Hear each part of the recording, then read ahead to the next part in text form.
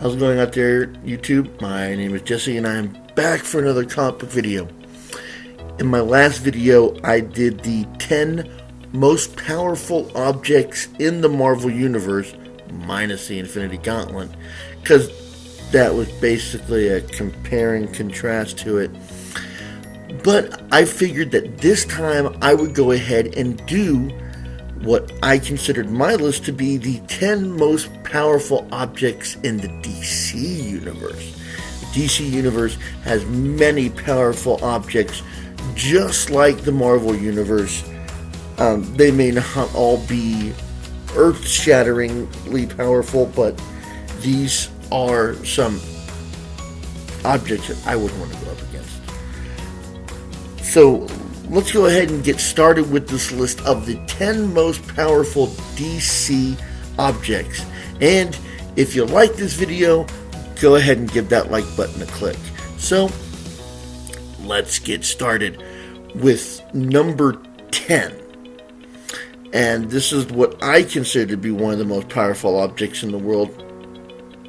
Might not be yours. Number 10 is Batman's utility belt. Coming in at number 10, Batman's utility belt. The belt first appeared in Detective Comics number 27 in 1939. Webster's Dictionary defines Deus Ex Machina by Batman's utility belt. Oh my goodness, is there anything the Batman's utility belt can't do? He's stuck underwater, he's got a rebreather. He's stuck in a room that you can't get out of, he's got an acetylene torch, microprocessors, gas pellets. Any situation he gets into, his utility belt can get him out of it. I don't know if it's creative deductive reasoning or bad writing, but there is no situation that Batman's utility belt cannot get him out of. He has even got stuff in the utility belt to bring down people with godlike powers like Superman and Wonder Woman. It's a Deus Ex Machina belt. What else can you say about it? Now, coming in at number 9 is an object that I did not know very much about. I would actually like to know more about it. It came out before my time, and I haven't seen many stories connected to it. But the idea behind it is actually pretty interesting. Coming in at number 9 is the H-Dial. Coming in at number 9 is the H-Dial. Now, while doing the research for this, I found the H-Dial to be completely fascinating. The H-Dial first appeared in House of Mystery 156 in 1966. It reminded me a lot of Ben 10, where you get a mysterious object and you dial up the right code to become different superheroes, all with different powers. Where Ben 10 could only become one of 10, the H-Dial looked like it had an unlimited number. The very first hero that had it had over 60 forms. Now, I don't know if it was a different superhero each time and he had to adapt the powers a lot the way Ben 10 did, or if he chose the hero that he could be. Either way, the process of it is astounding. I would like to know more about it, the recharge time, how many times he can, use it over and over again. But the H-Dial, it seems like it has a fascinating potential. Some other H-Dials were found, and they were able to create heroes and villains while using these, but I think they're only back to one now. But anything concerning the H-Dial sounds like it would be very interesting. Different heroes with different powers depending on who knows what. And coming in at number 8, I knew that this metal was pretty OP, but I didn't realize that it was this OP. Coming in at number 8 is Nth Metal. Coming in at number 8 is Nth Metal. Nth Metal first appeared in Flash Comics number 1 in 1940. Nth Metal is a very fascinating metal. First of all, it has gravity negation, which allows you to fly and can carry objects 20 times heavier than you normally could. It has the power to generate heat, and it has a form of symbiosis. With this symbiosis, the nth metal can shape itself into whatever kind of weapon or armor you need. Also, the nth metal can move to block a part of your body that is exposed. It can regrow body parts and also bring a lifeless host back from the dead. It negates magic and has an energy transference where it can absorb massive amounts of energy. With its power augmentation, it takes your normal power and boosts it. Also, it has the ability to augment the user, to make the user better than it was, stronger, faster, more agile. And it also has a healing nullification, which means that you can stop a normal person's healing factor, whether they have an augmented one or regular one. You can stop their body from healing. Having godlike powers is already more than enough, but coming in at number 7 was the ability to become almost a god. Number 7 is the Sword of Superman.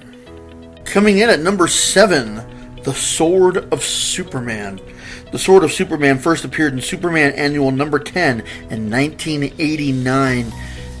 The Sword of Superman appeared in the pre-crisis universe and also explained the origin of the S on its chest, which is different from what it is now. The sword was able to psychically connect to Pa Kent, which allowed him to make the S that was on Superman's outfit, because it's the same S that's on the hilt of the blade. Superman, the reason that this one is at number 7 with how powerful it is because only Superman has the ability to wield this sword. It is a sword for him and for him only. Now, it did not make him omnipotent, but allowed him to tap into omnipotent powers. With the sword, he can tap into omniscience, omnipower. It basically allows him to tap into the life force of the universe, with this sword being created at the beginning of the Big Bang universe. Superman eventually rejects and destroys the sword because he doesn't want to be more than he is with his already godlike powers, and he wants to remain a hero on Earth. So he destroys the blade and then launches the hilt of the blade into space to do whatever it's going to do while it's in space. Now, coming in at number 6, it is rumored that this exists in the real world, and it is a holy relic. I'm talking about in our real world. Whether this object is real is still under debate. No one has been able to prove it. But in the DC universe, it very well is a thing and is very powerful. Coming in at number 6 is the Spear of Destiny. Number 6, the Spear of Destiny. The Spear of Destiny first appeared in Weird War Tales number 50 in 1977. The Spear of Destiny is a spear that pierced the side of Jesus Christ while he was hanging on the cross being crucified. The blood got onto the spear and granted it vast supernatural powers. One of these powers, it allows you to control the minds of super beings. I'm not quite sure what the full extent of the powers are, but I do know that when Adolf Hitler possessed them in the comic, he was making a raging torrent storm and was becoming very powerful. The spear was so powerful that it almost killed the Spectre Force, which can only be killed by something more powerful than itself. And the spear being soaked in the blood of Jesus Christ, the holy relic, makes it more powerful than the Spectre Force. That's why it was almost able to kill him. Now, coming in at number 5 is an object that keeps getting passed down from one superhero to the next to keep they basically keep the legend of the superhero alive. And this is a combination weapon. It definitely can do now what it has never been able to do before. Number 5 is the Cosmic Rod, or the Cosmic Staff. Coming in at number 5, the Cosmic Rod. Now, I can't find a specific place where the Cosmic Rod appeared for the first time, but the Cosmic Rod is a variation of the Gravity Rod. Now, the Gravity Rod first appeared in Adventures Comics number 61 in 1941. This is the primary weapon of Starman and, as of right now, Stargirl. The powers of the Gravity Rod are gravity manipulation, which allows you to fight, magnetic manipulation, which can attract or repair objects. Has the ability of deflection, can create force fields, energy absorption, and projection, which it can absorb and wield its own energy. It can make energy constructs much like the way a Green Lantern ring could, or any Lantern ring could. Heat emission, augmentation, radiation detection, and has the ability to dimensionally travel. But that was only in the pre-crisis. I don't think it can still do that anymore. Coming in at number 4 is the newest of the items that are on this list. And it is a lantern ring, but it's the top echelon of the lanterns. Coming in at number 4 is a White Lantern Ring. Coming in at number 4, the White Lantern Rings. The White Lantern Ring first appeared in Blackest Night number 7 in 2010. The White Lantern Rings are a result of the Blackest Night storyline. It was basically the fixer to the problem. The White Lantern Ring draws on the life force energy of the wielder. The rings have emotional spectrum dominance, which means that it can tap into any other color of rings, like of red and rage and green and willpower. It can also tap into any member of any Corps' ring and be able to see what those individuals are doing. The White Lantern Rings can create energy blasts and force field. It can make energy constructs just like any other ring can do, but it's made out of white energy. And it gives the wielder phasing, which can pass through most solid objects. Has an environmental playback which can play just what happened on the scene. Invisibility and light refraction, energy absorption, flight, can heal the wielder of the ring, and can generate wormholes. Now, number 3 and number 2, they are both in the same vein of each other. Their powers are actually pretty similar. Number 3 came in the comics before number 2. The reason that I put number 2, or what I put in as number 2, it is basically number 3, but on steroids. And you'll see what I mean when we cover number 3, the Mother Box, and number 2, the Father Box. Coming in at number 3, the Mother Box. The Mother Box first appeared in Forever People number 1 in 1971. The Mother Box has a danger and life sense. It is omniscient, which it can detect all things around it, and has omni-knowledge, which possesses all the knowledge of the new gods. Its knowledge projection allows you to view what happened in the past and present and alter future events. It also has energy transference, which means you can draw more power from the Mother Box by how affectionate you are to the Mother Box, which it explains the affection that Steppenwolf was given to Mother Boxes in the Justice League movie. It can create boom tubes to basically travel wherever it wants to.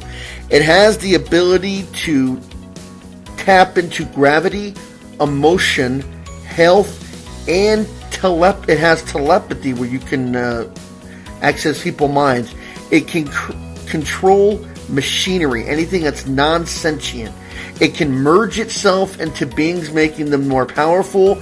It can sustain life support in any environment, and has the ability of energy manipulation, which it has almost a limitless capacity to store and then redirect energy. Coming in at number 2, the Father Box. The Father Box first appeared in Orion number 8 in 2001. Now, the Father Box is capable of everything that the Mother Box is capable of, such as the energy manipulation, transference, the omni-knowledge, the omnisentience, but it goes a little bit farther. It can create boom tubes like the Mother Box, but it can also create hush tubes, where the boom tubes would be loud. The hush tubes are so silent, it makes a nearly undetectable wormhole. It also, along with its life support and machine manipulation, it can access to magic. And it says either it can directly access magic, something as old and powerful as magic, or it has the power that mimics magic. So you can take that for whatever it's worth. Coming at number 1, not much needs to be said about this object. It is the end-all be-all, basically. Get ready to have your wildest desires made reality. Number 1 is the Miracle Machine. Coming in at number 1, the Miracle Machine. The Miracle Machine first appeared in Adventure Comics 367, in 1968. The Miracle Machine is the end-all and be-all. There is nothing else to say about it. It can do everything and anything. All you have to do is wish it.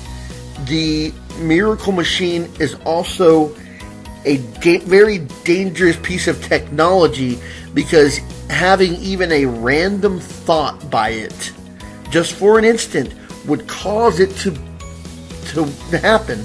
Like if, for instance, you thought about dying, the machine would kill you. This thing was so powerful that the Legion locked it into one of their mega vaults, so it wouldn't accidentally destroy the entire universe, because someone would be having a bad day and accidentally give that thought to the machine. Well, I hope you enjoyed this list. I found all of these objects on here to be interesting. Some of them may not be as powerful as some of the Marvel counterpoint, but some of these are pretty dang OP, and I wouldn't want to go up against any of them. So, if you like this, go ahead and give that like button a click. I should be coming out with some more videos soon, so until the next time, I'll be seeing you.